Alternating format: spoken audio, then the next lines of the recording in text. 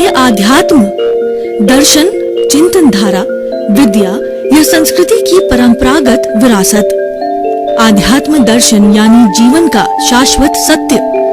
मानव जीवन से जुड़े शाश्वत सत्यों को जानिए और समझिए उपासक डॉक्टर सोहन राज तातेड़ से हमारे खास कार्यक्रम आत्मविज्ञान में। आत्मविज्ञान यानी सही दृष्टि, सही सोच।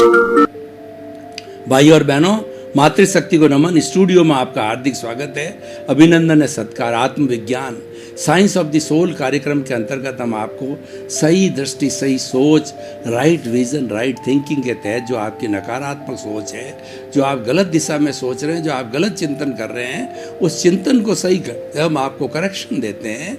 और इस करेक्शन को देने के लिए हम प्रतिदिन नए नए विषय लेते हैं, नया नया चिंतन लेते हैं, नई नई भावधारा लेते हैं, ताकि कि आपको अच्छी शिक्षा मिल सके और आपका जीवन आनंदमय हो सके, आपको राजपथ मिल जावे, आपकी जो रॉन्ग बिलीफ है वो समाप्त होकर के जो राइट बिलीफ हो जावे। तो आज का हमारा बहुत ही सुंदर विषय लेकर के हम आपके सामने प्रस्तुत हो रहे हैं कि अमूर्त आत्मा का अनुभव।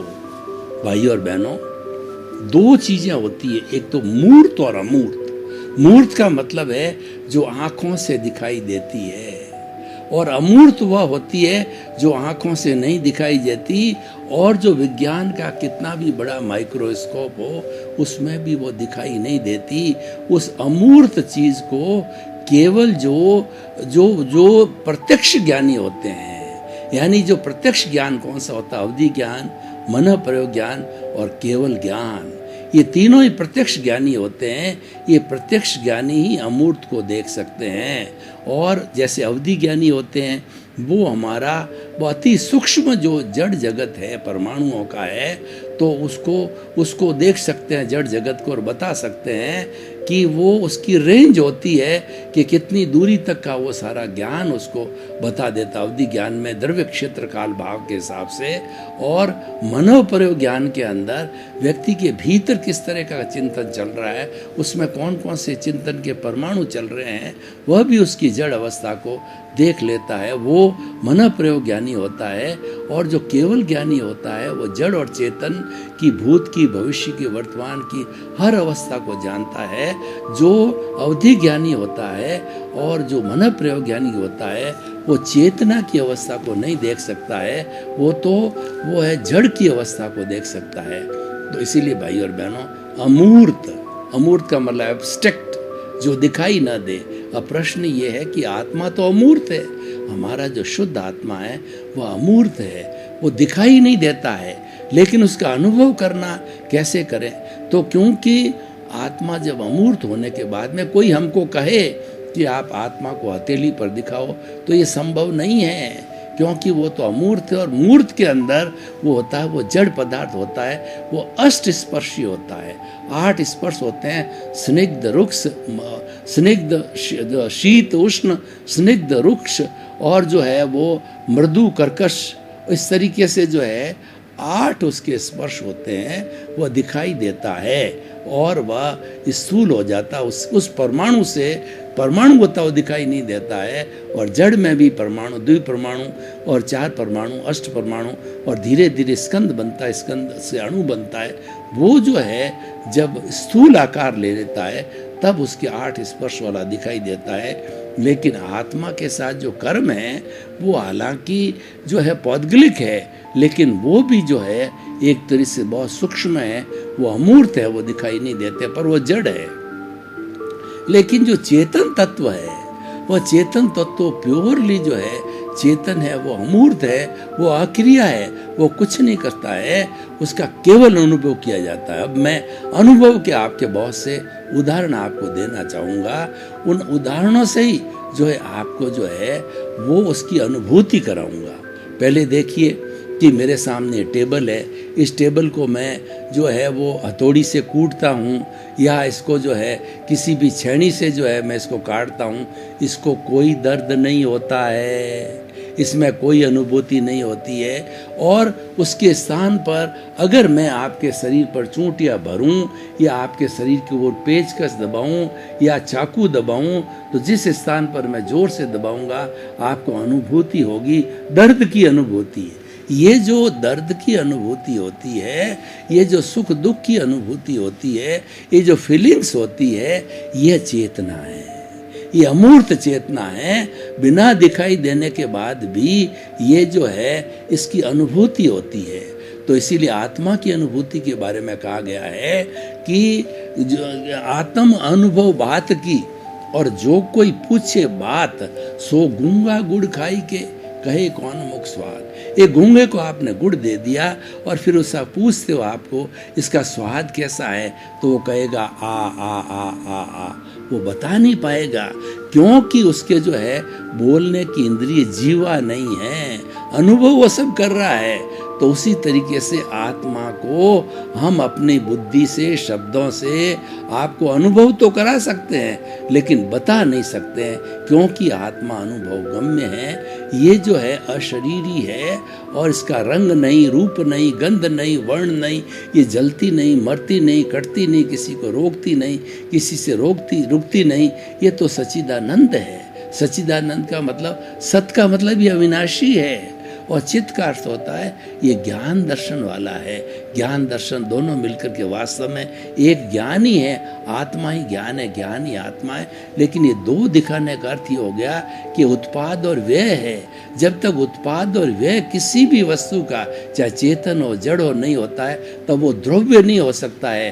क्योंकि द्रव्य वही होता है जिसमें उत्पाद भी, व्यय भी होना चाहिए, और उत्पाद भी होना चाहिए। जो उत्पन्न होता है, जो खर्च होता है, तो वो होना चाहिए। तो भाई और बहनों, ये जो है वह हमारी चेतना की अनुभूति की बात जो है, ये तो चेतना का लक्षण है, और आनंद उसका लक्षण है। और क्या जड़ पदार्थ में आनंद नहीं होता है? जड़ पदार्थ हम उपयोग करते हैं, हमको टेम्परेरी आनंद देता है। जैसे कि हमने को अच्छा भोजन मिला, हमको थोड़ा सा आनंद मिल गया, अच्छा श्रोतेंद्रिय का अच्छे भजन मिल गए, तो हमको जो है टेम्परेरी आनंद हो गया। तो इस तरह से 5 इंद्रियों के द्वारा हमको क्षणिक सुख मिल सकता है, लेकिन वो परमानेंट आनंद नहीं है, क्योंकि वह बाहरी जगत का आनंद नहीं है। वह तो जो है कस्तूरी की मृग ज्यों वाली बात हो गई, मृग तृष्णा हो गई। क्या होता है कि मृग की नाभि के अंदर कस्तूरी होती है, कस्तूरी की सुगंध बड़ी गजब की फूटती है।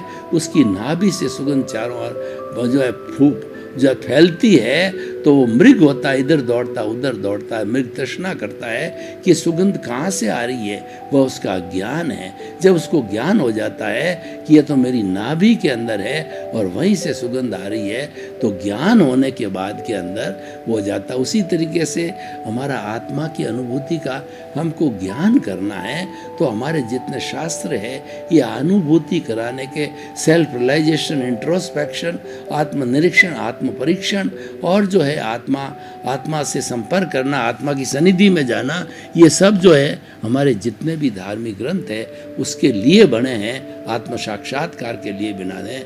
लेकिन आत्मा को हथेली पर नहीं दिखाया जा सकता है, क्योंकि आत्मा अमूर्त है। अब मैं आपको एक दूसरा उदाहरण देता हूँ कि आत्मा का अनुभव कैसे करें। देखिए, मैं आपको एक उदाहरण दे रहा हूँ कि आपका क्लोज रिलेटिव बहुत अवस्था के अंदर है, उसको हॉस्पिटल के अंदर भर्ती करा दिया, तो आईसीयू में जाने के बाद जो है वो आपसे बात करता है, बातचीत करता है, बोलता है, सब कुछ है। लेकिन थोड़े समय बाद ही उसका हार्ट स्ट्रोक हो गया, हार्ट बंद हो गया, और डॉक्टर कहता है कि नाउ ही इज डेड। तो डेड होने की अवस्था का अर्थ ये हो गया, हंसा उड़ गया, आत्मा उसमें से निकल गई, फिर मात्र जड़ रह गया। अब एक कुछ ही क्षणों के अंदर इतना क्या फर्क आ गया, पहले तो बोलता था और अब बिल्कुल जड़वत हो गया, क्योंकि जो अनुभव करने वाली चीज थी वो चली गई, वो आयुष्य कर्म की संपन्नता के ऊपर चली गई। तो मेरे कहने का अर्थ ये होता है कि ये जो हमारा मन वचन काया रूपी जो शरीर मिला है, पूर्व जन्म के कर्मों के भुगतान के लिए मिला है, और उसको भुगतान कराने के अंदर जो जिसकी अनुभूति है, और जिसकी जो कहना चाहिए कि जिसकी प्रेजेंस है, वो आत्मा की प्रेजेंस ही होती है। आत्मा की प्रेजेंस से अनुभूति क्या है, मैं बोल रहा हूँ, कौन बोला रहा है, मैं खाता हूँ, पीता हूँ और जो है उठता हूँ, बैठता हूँ, हाथ हिलाता हूँ और सारे जगत के सब काम करता हूँ, कमाने का काम करता हूँ और जो हमारे जीवन में काम होते हैं सब कुछ करता हूँ, किसकी हाजिरी से होता है, किसके आधार पर होता है?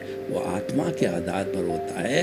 तो आत्मा की अनुभूति जो है की जाती है और ये अनुभव जन्य हम ये कहना चाहते हैं और आपको उदाहरणों के माध्यम से हम अनुभूति करा सकते हैं, आपको हाथ पे नहीं दिखा सकते हैं। अब देखिए आत्मा की अनुभूति का हम एक और उदाहरण आपके सामने सटीक उदाहरण प्रस्तुत करना चाहते हैं कि मान लीजिए कि जो है हमें कोई भी कार्य करना, आप ड्राइविंग कर रहे हैं तो ड्राइविंग करने पर आप बड़े ददचित होकर के ध्यान से ड्राइविंग कर रहे हैं तो आपको भीतर से जो है कौन प्रेरणा देता है कि लेफ्ट करो, राइट करो, सीधा चलो, ब्रेक लगाओ, इधर से मुड़ो, उधर से मुड़ो, ये सारी जो है आपको ज्ञान कौन देता है?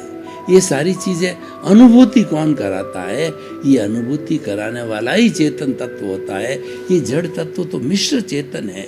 आत्मा जो है अनंत चित्तों वाला है, वह एक एक कोशिका जो है वो स्फूर्ति देता है और एक एक कोशिका को एनर्जी देता है, तब हर कोशिका जो है वह आत्मवत हो जाती है, यानी जो है वह मिश्र चेतन हो जाती है। तो शरीर है ये मिश्र चेतन हो गया, किसकी वजह से हुआ?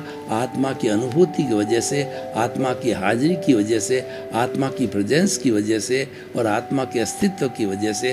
तो हम ये कहना चाहते हैं कि आत्मा अमूर्त है, होते हुए अनुभव अवश्य किया जा सकता है, दिखाया नहीं जा सकता, देखा नहीं जा सकता। अनुभूति करने के लिए सैकड़ों सैकड़ों हमारे पास में उदाहरण है, उससे हम दे सकते हैं। मैं बोल रहा हूँ, कौन बुला रहा है? मैं हाथ हिला रहा हूँ, कौन बुला रहा है? चिंतन तो कीजिए आप कि ये सब किसके सहारे से होता है? क्या ये शरीर के सहारे से होता है? शरीर तो एक माध्यम है, इसको कराने वाला है वह हमारा सॉफ्टवेयर है और शरीर तो हार्डवेयर है। सॉफ्टवेयर है वो हमारी आत्मा है जो कि शरीर को हार्डवेयर के अंदर प्रेजेंट होकर के और अपनी प्रस्तुति बताती है। तो भाई और बहनों, हमें जो है इस आत्म तत्व को इग्नोर नहीं करना है।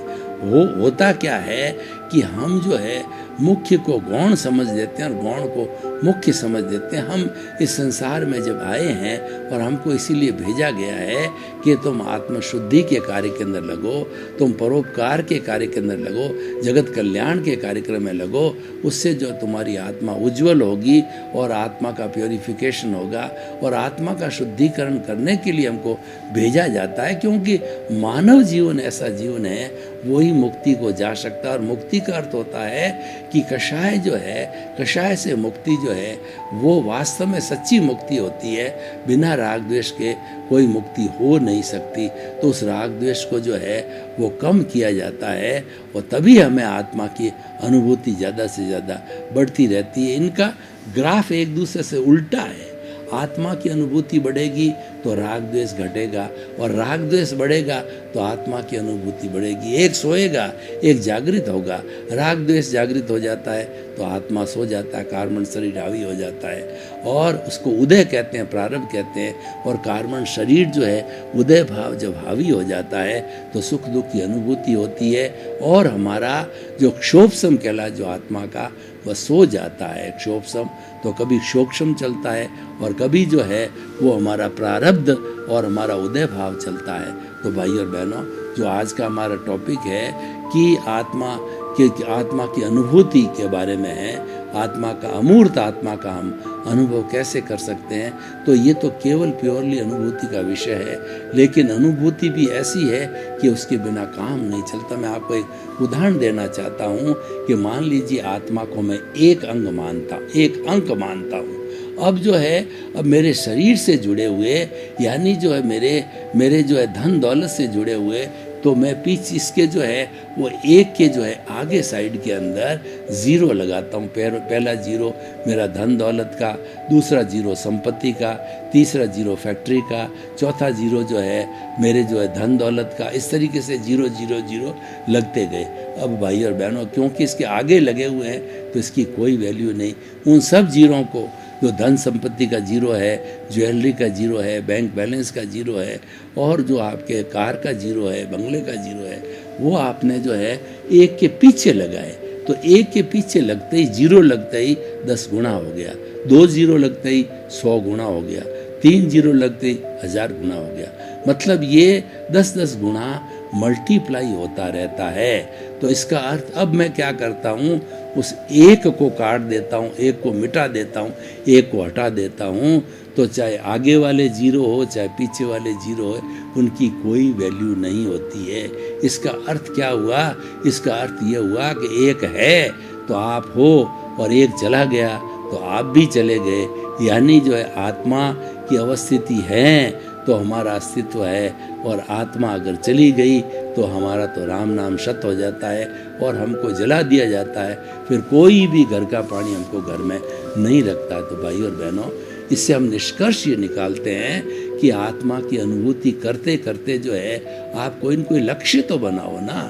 वो लक्ष्य ये है कि आत्मा अभी कर्मों से आवृत है, उस कर्मों को विलग करो, उस कर्मों को अलग करो। उसको अलग करने के लिए आपको ज्ञाता दृष्टा में रहना है। ये शुद्ध भावना है, ज्ञाता दृष्टा रहना शुद्ध भावना है। और उसके साथ साथ हमारा जो मन वचन काया से जुड़ी हुई जो क्रियाएं हैं वो रिलेटिव है। चाहे साधु बनो, चाहे आप जो मंदिर जाओ, आप त्याग करो, पचकान करो, अठाई करो, मांस खमन करो, 6 महीने की तपस्या करो और पोषद करो, कुछ भी कार्य करो, जो सारा मन वचन काया से होता है। तो मन वचन काया की अवस्था मात्र कुदरती रचना है और वह जड़ है और वह विनाशी है। तो ये मात्र जो है हमारा भोग है, हमारा प्रारब्ध है, उदय है जो पीछे से होकर के आया है, ये भी अच्छा है। Something is better than nothing. जो है कुछ से बढ़ के, अगर नहीं से बढ़ के कुछ है तो वो बेटर है। तो ये जो है ये हमारा ये भी अच्छा है। हमारा जो भाव है, शुभ भाव है, ये भी अच्छा है। ये हमें शुभ भाव साथ के अंदर जो हमें पुण्य का बंध कराता है बाई प्रोडक्ट के रूप के अंदर। कैसे कराता है मैं आपको उदाहरण देता हूँ कि हमको गेहूं की फसल करनी, हमने गेहूं बो दिए, अब धीरे धीरे उसको पानी पिलाया गया तो 3 महीने के बाद में गेहूं सूख करके फसल बन जाती है। तो अब उसको हम गेहूं को निकालते हैं तो गेहूं के पीछे जो आवरण था, वो जो छिलका था, वह जो है वो सारा अलग हो गया। तो वो अलग अलग होने से गेहूं मिला, खाकला बोलते हैं उसको। तो खाकला बनाना वो हमारा उद्देश्य नहीं था। हमारा उद्देश्य गेहूं की प्राप्ति करनी थी, लेकिन खाकला बाई प्रोडक्ट के रूप में।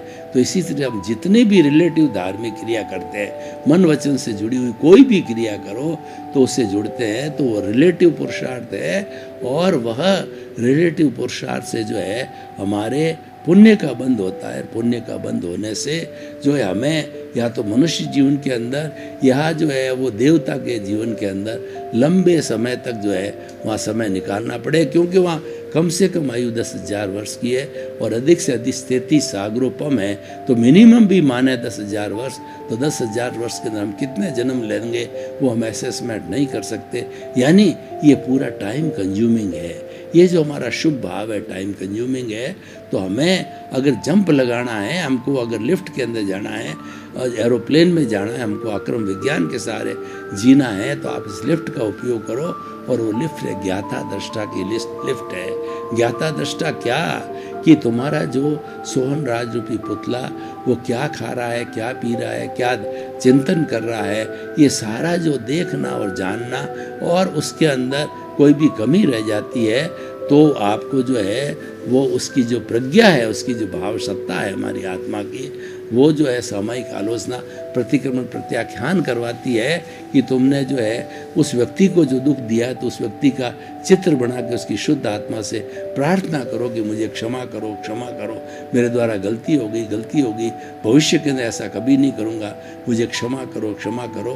तो अव्ययवाद सामने की आत्मा, आपकी भी अव्ययवाद है, उसकी भी अव्ययवाद है, और वो आपकी आत्मा को उस आत्मा से जुड़ने में किसी तार की आवश्यकता नहीं। तो आपने डिमांड किया और उस आत्मा ने आपको क्षमा कर दिया और आपने उसको क्षमा कर दिया। तो दोनों को क्षमा करने से वो अकाउंट क्लियर हो गया और वो अकाउंट क्लियर होकर के व्यक्ति शुद्ध हो गया। तो भाई और बहनों, हम आपको बताना चाहते हैं कि आत्मा के जो अमूर्त आत्मा का जो है अनुभूति की बात है। अनुभूति हमें हर क्षण होती रहती है। आप इसके गुणों को याद कीजिए। आपके गुण है, इसके सैकड़ों सैकड़ों गुण हैं। जितने जितने गुणों को याद करोगे आपकी अनुभूति पुष्ट होती जाएगी, क्योंकि हर गुण का कुछ न कुछ अर्थ है। जैसे कि मैं अनंत ज्ञान वाला हूँ, तो आत्मा के अंदर तो इन्फिनिट नॉलेज है, और अनंत दर्शन वाला हूँ तो इसका मतलब इन्फिनिट फेथ है। मैं अनंत ज्ञान, अनंत दर्शन और अनंत सुख का धाम हूँ, इसका मतलब इसमें ब्लिस है। ऐसा ब्लिस है कि जिसके बाद अक्षय सुख है, जिसके बाद कोई दुख नहीं आता है। और मैं जो है मैं अनंत शक्ति वाला हूँ, अनंत एनर्जी है। हमारी जितनी भी बाधाएं हैं, जितने भी अंतराय हैं, वो टूट जाते हैं, तो हम धीरे धीरे हमें सब कुछ जो है प्राप्त हो जाता। हमारे जितने भी घाती कर्म हैं वो भी कट जाते हैं। घाती कर्म के लिए क्या होता है कि ये घाती कर्म हर जन्म में अपडेट होते हैं। तो चाहे आप ये कहो कि कई जन्म के कर्म उदय में आते हैं या पिछले जन्म से अपडेट हुआ कर्म उदय में आते हैं, दोनों बात एक ही है। तो दोनों उदय में आते हैं, लेकिन जो हमारे शरीर से जुड़े हुए जो हमारे कर्म होते हैं, जैसे कि वेदनीय कर्म, आयुष्य कर्म, नाम कर्म और गोत्र कर्म जो है, ये अघाती कर्म है। हर एक शरीर के अलग अलग अघाती होते हैं। ये शरीर चला गया तो अघाती कर्म भी उसके साथ समाप्त हो गए। नया शरीर धारण किया तो उसके नए अघाती कर्म जो है चलते रहेंगे। लेकिन घाती कर्म जो है वो अपडेट होते रहते हैं, हर जन्म में अपडेट होते हैं। और इस जन्म में आपको मिलेगा वो अपडेटेड ज्ञानावर्णीय, दर्शनावर्णीय, मोहनीय और अंतराय कर्म मिलता है। तो भाई और बहनों, हमारा जो टॉपिक जिसकी हम आज आपके सामने वार्ता कर रहे हैं कि हमारा जो ये हम आत्मा की अनुभूति कैसे करें। आत्मा की अनुभूति हर क्षण होती रहती है, और हम स्वप्न भी देते हैं। स्वप्न कौन दिखाता है? आत्मा दिखाती है। ये अनुभूति होगी। मुझे आप एक भी ऐसा कदम बताइए जहाँ पर आत्मा की अनुभूति न हो या आत्मा की प्रेजेंस के बिना काम हो सकता है। ऐसा एक क्षण भी नहीं होता है, और ऐसा एक भी कार्य नहीं है जो आत्मा की बिना अनुभूति के, आत्मा की बिना हाजिरी के और आत्मा का चिंतन किए बिना हो सकता है। एक भी क्षण ऐसा नहीं होता है, हर एक में उसकी प्रेजेंस होती। क्योंकि ये जो शरीर है, शरीर माध्यम खलु धर्म साधनम, ये धर्म साधना का माध्यम है। ये चेतना नहीं दे सकता, क्योंकि तो जड़ है। इसके अंदर चेतना देने का कोई भी जो गुण नहीं है, और चेतना के अंदर जड़ पैदा करने का कोई गुण नहीं है। जड़ को जड़ पैदा करता है, यानी जो हमारा कार्बन शरीर है और जो हमारी कॉजल बॉडी बनी हुई है, वही नए जो है कर्मों को ताड़ता है और इसकी कॉजल बॉडी को बनाता है। हाजिरी आत्मा की है, लेकिन आत्मा अक्रिया है, उसके बीच में कुछ भी नहीं करती है। तो इसका मतलब ये हुआ कि हमारे कार्बन शरीर है वही नए कर्मों को खींचता है और कार्बन शरीर की वृद्धि करता है।